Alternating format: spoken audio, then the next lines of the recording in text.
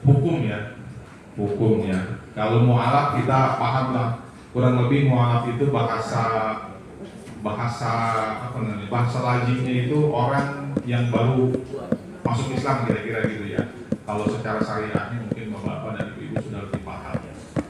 Nah, dalam hal advokasi itu kan ada perbuatan, ada tindakan, bukan hanya masalah hukum saja sebetulnya sih. Yang terpenting adalah ada pembelaan, ada pendukунgan, ada semacam bukan promosi, pemberitahuan kepada halayak ramai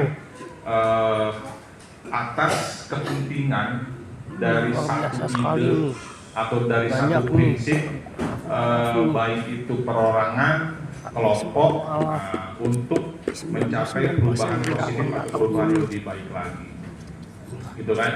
Nah, kalau kita ke sini, ini ada mengapa mualaf membutuhkan advokasi dan pendampingan hukum, kan kira-kira gitu ya.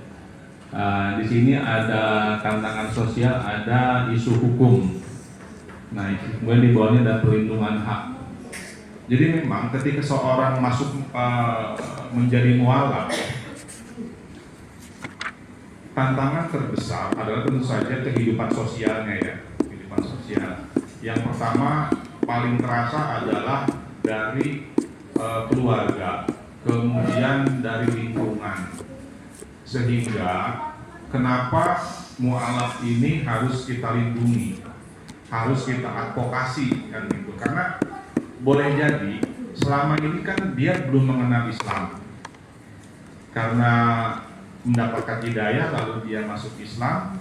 Nah, ketika dia masuk Islam, kita sudah banyak cerita ya, banyak kisah yang sering kita baca di medsos ataupun misalnya dalam beberapa seminar bahwa selalu banyak tantangan. Memang ada yang apa istilahnya baik-baik saja gitu ketika dia mualaf menyatakan diri sebagai muslim, pihak keluarga tidak ada masalah.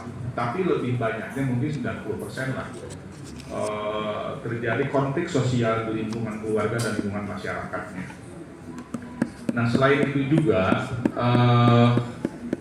karena dampak sosialnya sangat luar biasa, tentu saja akan berakibat juga kepada dampak hukum, kan gitu ya, kira-kira dampak hukum. Padahal di Indonesia itu yang namanya menganut agama atau menganut kepercayaan tertentu yang diakui oleh negara itu dilindungi oleh undang-undang, dilindungi oleh negara, gitu kan.